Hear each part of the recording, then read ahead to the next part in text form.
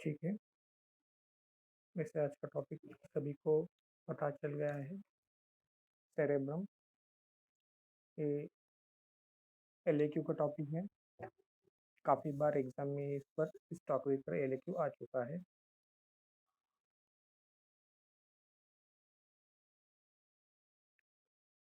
जिसे बृहन मस्तिष्क के नाम से भी ये टॉपिक आ चुका है, सेरेब्रम के नाम से भी ये टॉपिक आ चुका है। एलएक्यू के लिए है तो मतलब it is an important topic.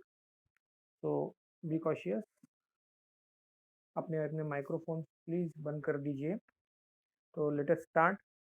Cerebrum is made up of two hemispheres, मतलब ये दो हेमिस्फीयर से बनता है, right hemisphere and left hemisphere. Both these are separated hemisphere, they are united to each other by median longitudinal features. एक feature नाम की रचना है, बड़ी लॉन्जिट्यूडनल फीचर, उसके द्वारा ये जुड़ा हुआ होता है। और इट इज कनेक्टेड, मतलब दोनों हेमिस्फीयर जो है एक व्हाइट फाइबर का ब्रिज है, जिसे कॉर्पस कैलोसम बोलते हैं। उससे या उसे ब्रेन ब्रिज भी कहा जाता है, उससे ये जुड़ा हुआ होता है, मतलब ये दोनों हेमिस्फीयर जुड़े हुए होते हैं। और इन दोनों हेमिस्फीयर के बीच में एक हॉलो कैविटी होती है। तो उस हॉलो कैविटी जो है, उस हॉलो कैविटी को लैटरल वेंट्रिकल्स नाम से जाना जाता है। ठीक है। तो अब पहले हम इसके एक्सटर्नल फीचर जो है वो देख लेते हैं। तो एक्सटर्नल फीचर जो है, तो इन एक्सटर्नल फीचर में हर हेमिस्फीयर में क्या है, तो सरफेसेस है। तो जो हेमिस्फीयर है उसमें तीन सरफेसेस है, मतलब एक्चुअली चार है, बट एक तीन में ही डिवाइड होते हैं। तो पहला जो सरफेस है वो है सुप्रालैटरल सरफेस। पहला जो सरफेस होता है वो सुप्रालैटरल सरफेस नाम से जाना जाता है। तो सुप्रालैटरल सरफेस क्या है, तो इट इज अ, जो फिगर में दिखाई पड़ रहा है हमें, it is a convex, it is entirely convex, entirely it is convex, मतलब ये पूरा कॉन्वेक्स सरफेस है। हर तरफ से, मतलब ये देखा जाए तो ऊपर से, मतलब सुपीरियर से इंफीरियर तक जो है, बॉर्डर तक ये जाने वाला कॉन्वेक्स सरफेस है, मतलब अपवर्ड एंड लैटरल डायरेक्शन में ये कॉन्वेक्स सरफेस है। और रिलेटेड टू ये जो पार्ट है, ये क्रेनियल वॉल से जुड़ा हुआ होता है। दूसरा जो सरफेस है मीडियल सरफेस। तो medial surface it is a flat, it is entirely flat and vertical, इस ये सरफेस वर्टिकल है। It's separated from corresponding hemisphere, मतलब बाजू के हेमिस्फीयर से ये सेपरेट होता है। किस चीज से? Falk cerebri. फाल्क सेरेब्री क्या है? ये पार्ट ऑफ मेनिंजेस, ये मेनिंग्स का ही पार्ट है, उससे ये सेपरेटेड होता है, as well as longitudinal feature के द्वारा, फीचर्स जो है उससे द्वारा ये दूसरे बाजू वाले हेमिस्फीयर हेमिस्फीयर जो है उसका मीडियल जो सरफेस है उससे सेपरेटेड है। अब तीसरा वाला जो सरफेस है वो inferior surface. What is inferior surface? It is irregular surface. ये सरफेस जो है इरेगुलर है and it is divided into two parts. ये दो पार्ट में डिवाइड हो जाता है, एंटीरियर एंड पोस्टीरियर। तो एंटीरियर जो पार्ट है उसको ऑर्बिटल, मतलब ऑर्बिटल कैविटी जो है उसके ऊपर का जो पार्ट होता है, जो कि फ्रंटल बोन ऑर्बिटल कैविटी इनके दरमियान का जो पार्ट है, उस पार्ट को ऑर्बिटल सरफेस या anterior part of inferior surface भी कहा जाता है। और दूसरा पार्ट होता है पोस्टीरियर पार्ट, उसको टेंटोरियल पार्ट भी कहा जाता है, मतलब वो मेनिंजेस के टेंटोरियल जो पार्ट है उस पर सस्पेंड करता है। और उसको और एक नाम है पोस्टीरियर सरफेस, जो है उसको ऑसिपिटल भी नाम से जाना जाता है, क्योंकि वो ऑसिपिटल बोन से रिलेटेड होता है। तो ये हुए तीन सरफेसेस। अब बॉर्डर्स। तो बॉर्डर्स क्या है? सरफेसेस तीन है पर बॉर्डर्स चार है। बॉर्डर्स चार है। सबसे पहली border superomedial border. Superomedial border, what is that? तो ये बॉर्डर जो है इट इज सेपरेट, मतलब ये बॉर्डर दो सरफेस को सेपरेट करने वाली है। कौन सा surface? Supralateral surface and medial surface. इस बॉर्डर को सुप्रामीडियल बॉर्डर कहा जाता है। दूसरी border inferolateral border. Inferolateral border जो है वो सेपरेट करती है सुप्रालैटरल सरफेस को और इंफीरियर सरफेस को। ये दोनों सरफेस को सेपरेट करने वाली बॉर्डर है। तीसरी बॉर्डर होती है medial orbital border. Medial orbital border जो है it separates medial surface from inferior orbital surface. और चौथी बॉर्डर जो है medial occipital border. Medial occipital border separate करती है मीडियल सरफेस और इंफीरियर ऑसिपिटल सरफेस को। इंफीरियर ऑसिपिटल या दूसरा नाम क्या है उसका? Tentorial. Yes, inferior tentorial surface, मतलब इन सरफेस को डिवाइड करने वाली, मतलब इंफीरियर सरफेस के रीजन में दो बॉर्डर होने की वजह से तीन सरफेसेस होते हुए भी चार बॉर्डर बन जाती है। ठीक है, तो ये हुआ बॉर्डर्स। उसके बाद में पोल्स। तो जो सेरेब्रम है उसको तीन पोल्स है, जो कि एंड्स भी है उसके, मतलब वो एंड्स भी है। तो frontal pole is also called as anterior end. Anterior part में फ्रंटल बोन में जो सिचुएटेड होता है that is also called as anterior end. दूसरा है पोल या एंड ऑसिपिटल पोल, इसको क्या कहते हैं?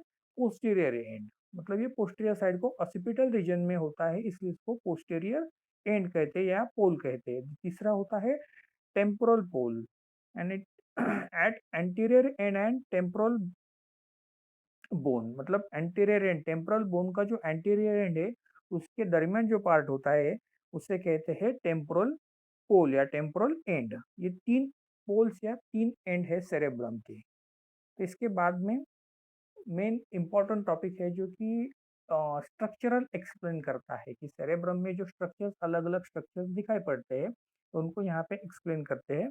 तो उसमें पहला आता है गायराइज। मतलब उस पे क्या है? तो गायराइज है, सल्काइज है, गायराइज है और सम फीचर्स है। तो इसकी पहले बेसिक डेफिनेशन हम देख लेते हैं। तो गायरा क्या है? एन एलिवेटेड सरफेस, मतलब एलिवेटेड है। गायरा जो स्ट्रक्चर है वो elevated surface parts of a cerebrum is called as gyri. मतलब सेरेब्रम के ऊपर के जो एलिवेटेड पोर्शंस होते हैं उनको गायराई के नाम से जाना जाता है। अब सल्काई क्या है? The name itself denote that the depression part, जो सरफेस के इसमें जो डिप्रेशंस है, डीप पार्ट्स है, उसे सल्काई के नाम से जाना जाता है। और फिशर्स, और फिशर भी ये डीपेस्ट पोर्शन है, मतलब ये भी डिप्रेसिव स्ट्रक्चर है। बट सल्कस और फिशर में फर्क क्या है फिर? तो sulcus are superficial while fissures are deep and features divide the lobe. मतलब हेमिस्फीयर के कुछ लोब बनते हैं जिसे कि फंक्शनल लोब भी कहा जाता है और उन्हें एनाटॉमिकल लोब भी कहा जाता है। उसमें दो प्रकार के लोब होते हैं। तो एनाटॉमिकल लोब जो बनते हैं तो वो सेपरेट होते हैं फिशर की वजह से। तो फिशर जो है लोब को सेपरेट करता है और सल्कस जो है गायराई को सेपरेट करता है। दूसरी भाषा में देखें तो सल्कस ये गायराई को ही सेपरेट करते हैं, मतलब अलग अलग गायराई दिखने का कारण जो है वो सल्कस होता है। ठीक है, I think this is sufficient for your understanding. Then common sulcus, हमें कुछ कॉमन सल्कस जानना बहुत ज़रूरी है कि जो सल्कस है वो कौन से और वो कहाँ कहाँ पे है। तो सुप्रालैटरल, हम सरफेस के अनुसार एक एक जो सल्कस है उसे लेते हैं। तो सुप्रालैटरल जो सरफेस है उस पे कौन से सल्कस आते हैं या कौन से स्ट्रक्चर्स जो है वो डीपेस्ट है, तो जो कि डिस्टिंक्ट है, जिसे हमें स्ट्रक्चरली एक्सप्लेन करना जरूरी है। तो वेरी फर्स्ट जो आता है वो सेंट्रल सल्कस। सेंट्रल सल्कस आता है। उसके बाद में उस सेंट्रल सल्कस के दो पार्ट होते हैं, एक प्री सेंट्रल एंड एक पोस्ट सेंट्रल। तो प्री सेंट्रल क्या है? सेंट्रल सल्कस के एंटीरियर को जो पार्ट है उसे प्री सेंट्रल कहा जाता है और सेंट्रल सल्कस के पोस्टीरियर को जो पार्ट होता है उसे पोस्ट सेंट्रल सल्कस कहा जाता है। मतलब ये तीन सल्कस हुए, सेंट्रल सल्कस के आगे की सल्कस और सेंट्रल सल्कस के पीछे की सल्कस। तो इसके अनुसार इसके एरियाज बनते हैं, मतलब प्री सेंट्रल एरिया और पोस्ट सेंट्रल एरिया। ये जो है ये क्या है? तो प्री सेंट्रल एरिया क्या है? तो these areas are in front of pre central sulcus and it is divided into superior, medial and inferior. मतलब ये जो प्री सेंट्रल सर्कस की वजह से बना हुआ जो एंटीरियर का एरिया है, मतलब फ्रंटल रीजन में जो है उसके और डिवीजन होते हैं, सुपीरियर, मीडियल एंड इंफीरियर। मतलब ये तीन भागों में डिवाइड होता है। ये एरिया प्री सेंट्रल के आगे का है। उसके बाद में पोस्ट सेंट्रल एरिया, मतलब पोस्ट सेंट्रल सर्कस की वजह से पोस्ट सेंट्रल एरिया बनता है। तो वो क्या है? ये एरिया पीछे है पोस्ट सेंट्रल सर्कस के and it further divides into superior, inferior and infraparietal. तो ये तीन भागों में डिवाइड होता है, सुपीरियर, इंफीरियर एंड इंट्रापराइटल। ठीक है, उसके बाद में जो मेन इंपॉर्टेंट सर्कस आती है तो है वो लैटरल सल्कस। लैटरल सल्कस, उसके बाद में है parieto occipital sulcus and lunate sulcus. ठीक है, तो ये सब सल्कस जो है चार इंपॉर्टेंट सल्कस है। Central sulcus, lateral sulcus, parieto occipital sulcus and lunate sulcus. ये है सुप्रा लैटरल सरफेस को डिवाइड करने वाली या उसको एक्सपांड करने वाली। इसके बाद में मीडियल सरफेस। मीडियल सरफेस पे तीन ही इंपॉर्टेंट सल्कस देखी जाती है। उसमें होती है कॉन्सुलेट सल्कस, दूसरी होती है सुप्रा स्प्लिनियल सल्कस, तीसरी होती है कैलकेरियन सल्कस। तो ये तीन सल्कस जो है सुप्रामीडियल सरफेस को और एक्सपांड करती है और उसको डिवाइड करती है फंक्शनल एरियाज में। उसके बाद में ऑर्बिटल। ऑर्बिटल सरफेस जो है उसमें ऑल्फैक्टरी सल्कस एक आती है। ऑर्बिटल सरफेस जो है उसमें ऑल्फैक्टरी सल्कस आती है। और दूसरा जो सरफेस है ऑर्बिटल सरफेस, मतलब ये इंफीरियर सरफेस है। और एंटीरियर इंफीरियर सरफेस के दो पार्ट होते हैं, एक ऑर्बिटल सरफेस और दूसरा ऑसिपिटल या टेंटोरियल। तो ऑर्बिटल जो है उसमें एक ही सल्कस है, ऑल्फैक्टरी सल्कस। और ऑसिपिटल जो सरफेस है उसमें दो सल्कस होती है, रीनल सल्कस और दूसरी होती है occipito temporal sulcus. Renal sulcus and occipitotemporal sulcus. This is all about the sulcuses which are situated on the different surfaces of cerebrum. इसके बाद में हम लोब्स को देख लेते हैं कि लोब्स क्या है। तो चार लोब्स होते हैं, मतलब सेरेब्रम हेमिस्फीयर जो है वो right hemisphere and left hemisphere, both hemisphere के चार लोब्स होते हैं। Anatomically these are divided. तो जो फ्रंटल है, दूसरा पैराइटल है, तीसरा टेम्पोरल है और चौथा ऑसिपिटल है। ये चार लोब्स है। और ये लोब क्यों है लेबल्ड? क्योंकि यही इसी नाम के वॉल्ट के ऊपर जो बोन्स है, क्रेनियल वॉल्ट के ऊपर, उन बोन्स के रिलेशन में हेमिस्फीयर का जो पार्ट आता है उसे उस एनाटॉमिकल लोब के नाम से जाना जाता है। मतलब ये चार जो लोब्स है, frontal, parietal, temporal, occipital, these are the anatomical lobe. These are anatomical lobes. उसके बाद में आते हैं फंक्शनल एरियाज। ये फंक्शनल एरियाज जो है ये 6 एरियाज है जो कि हेमिस्फीयर में फैले हुए हैं। तो जो 6 एरियाज है उसमें पहला होता है मोटार एरिया। अब ये मोटार एरिया क्या है? नाम से ही जहां से मूवमेंट कंट्रोल हो, मतलब it is located in pre central gyrus on supralateral surface. Supralateral surface पे जो प्री सेंट्रल गायरस है उस एरिया में ये located है and it's control all motor actions of opposite sides of the body. This is most important thing that it controls opposite half, body का opposite half ये control करता है। क्यों? क्योंकि राइट साइड के हेमिस्फीयर से निकले हुए फाइबर पिरामिडल डिस्कशन के बाद स्पाइनल कॉर्ड में जाते हुए राइट के फाइबर लेफ्ट में जाते हैं और लेफ्ट के फाइबर राइट साइड को स्पाइनल कॉर्ड में जाते हैं। ये पिरामिडल डिस्कशन के बाद होता है। तो इसकी वजह से राइट हेमिस्फीयर जो है बॉडी के लेफ्ट साइड के मूवमेंट को कंट्रोल करता है मोटर के बारे में, और लेफ्ट साइड का जो हेमिस्फीयर है वो बॉडी के राइट साइड के मूवमेंट के कंट्रोल करता है। ये मोटर एरिया के लिए है, ठीक है। ऐसे मोटर एरिया जो है उसके और पार्ट्स होते हैं, मतलब जो मोटर एरिया है वो from bottom to top, from foot to toe, मतलब लेग के जो स्मॉल फिंगर से तो हैंड के स्मॉल फिंगर तक उसके अलग अलग 44 एरियाज होते हैं, जिन्हें ब्रोकाज एरिया, ब्रोकाज के नाम से भी जाना जाता है। डिविजन है उसके। तो वो मोटर एरिया जहाँ जहाँ जिस पार्ट का डैमेज हो जाए उसके अनुसार पैरालिसिस होने के चांसेस होते हैं। तो ये मोटर एरिया इंपॉर्टेंट थिंग है अप्लाइड एस्पेक्ट के अनुसार भी। दूसरा होता है pre motor area. Pre motor area नाम से ही है कि मोटर एरिया के पहले जो है, बिफोर उस, तो उस एरिया को प्री मोटर एरिया कहा जाता है। It lies anterior to motor area and it also called as psychomotor area. इसे साइकोमोटर एरिया भी माना जाता है, ठीक है। इसके बारे में डिटेल वर्णन अभी तक संशोधन से पता नहीं चल चुका है, पर साइकोलॉजिकल जो थिंग्स है वो उस एरिया से रिलेटेड होती है, जो कि ईईजी से पता चला है, इसलिए इसको साइकोमोटर एरिया नाम से जानते हैं। उसके बाद में होता है मोटर स्पीच एरिया। उसके बाद में आता है motor speech area. It lies in inferior frontal inferior frontal gyrus, that is the precentral area. It controls speech, also called as a Broca's area, motor speech area और Broca's area। ये जो पहले मैंने 44 गिनाए थे मोटर एरिया, वो अलग areas है, ये ब्रोकाज एरिया नाम से जाना जाता है, मोटा स्पीच एरिया। ठीक है। उसके बाद में आता है sensory area. It is in post central gyrus, मतलब मोटर एरिया के जस्ट बिहाइंड जो पीछे जो होता है वो सेंसरी एरिया है। It is just to post central gyrus and it control all sensory perception except special sense. All sensory perception, most important thing, ये सेंसरी एरिया बॉडी के सभी सेंस को परसेप्ट करता है except special sense. Why not special sense? Because special sense have their different nerves except touch.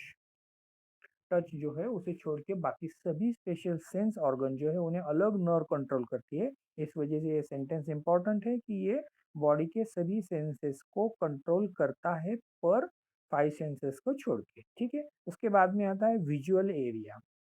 It is located in occipital lobe, mainly above and below the calcarine sulcus. Calcarine sulcus के above and below जो occipital region में part है cerebrum का, उसमें ये होता है और ये कंट्रोल करता है विजुअल परसेप्शन को। मतलब ऑप्टिक नर्व जो डेटा कन्वे करती है तो वो विजुअल एरिया में आके उसको एनालाइज किया जाता है या इमेज वहाँ पे उसकी एनालाइज होती है। ठीक है। तो वो विजुअल एरिया के नाम से जाना जाता है। उसके बाद में होता है एकॉस्टिक एरिया।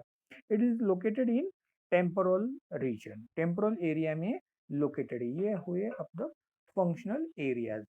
ओके। उसके बाद में आता है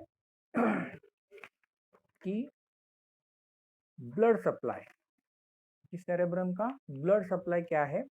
तो जो फिगर में हमें दिखाई पड़ रहा है actually it is a circle of wheels. ये सर्कल ऑफ व्हील्स के नाम से जाना जाता है। It is situated in inferior surface of brain. In brain की जो इंफीरियर सरफेस है उस पर ये होता है इंफीरियर पार्ट में। एक्चुअली इसमें 3 आर्टरीज, मेजर आर्टरीज एक साथ आती है। एंटेरियर सेरेब्रल आर्टरी, दूसरी होती है मिडल सेरेब्रल आर्टरी और तीसरी होती है पोस्टेरियर सेरेब्रल आर्टरी। ये 3 आर्टरी एक साथ मिलकर एक नेटवर्क बनाती है, उनको कंबाइनली कहा जाता है सर्कल ऑफ व्हील। तो ये सर्कल ऑफ व्हील से निकलने वाली जो पार्ट है वो सेरेब्रम को ब्लड सप्लाई करता है। नो डाउट कि सेरेब्रम को डायरेक्टली ब्लड सप्लाई नहीं है, पर जो अर्कोनॉइड मैटर है वहां तक जाने वाली जो वेसल्स होती है ये इनकी ही ब्रांचेस होती है। और अर्कोनॉइड मैटर में जाने के बाद में सीएसएफ जो है वो निकलता है और पूरे नर्वस सिस्टम मतलब ब्रेन को न्यूट्रिशन प्रोवाइड करता है या उसकी फिजियोलॉजिकल जो है वो पूरी करता है। तो ब्लड सप्लाई सही मायने में देखा जाए तो anterior cerebral artery, middle cerebral artery and posterior cerebral artery, ये तीनों आर्टरी के द्वारा होता है। उसके बाद में वेनस वेनिस कैवर्नस साइनस, मतलब इस सर्कल ऑफ व्हील्स के ही नीचे दूसरा वेनस का नेटवर्क होता है। तो वो कैवर्नस साइनसेस जो है उसके नाम से जाना जाता है। वो पूरे ब्रेन के वेन्स को, वेनस सप्लाई को ड्रेन करता है। उसके बाद में लिम्फेटिक्स, तो लिम्फेटिक्स जो है ब्रेन का पूरा lymphatics cavernous and right thoracic duct. Thoracic duct दो होती है, लेफ्ट थोरेसिक डक्ट और राइट थोरेसिक डक्ट। तो head, neck and right arm इसको ड्रेन करने वाले राइट थोरेसिक डक्ट और कैवर्नस साइनस से होती है। और रिमेनिंग लेफ्ट बॉडी का जो पार्ट है वो पूरा एंटायरली लेफ्ट थोरेसिक डक्ट जो है उसके द्वारा लिम्फेटिक ड्रेनेज किया जाता है।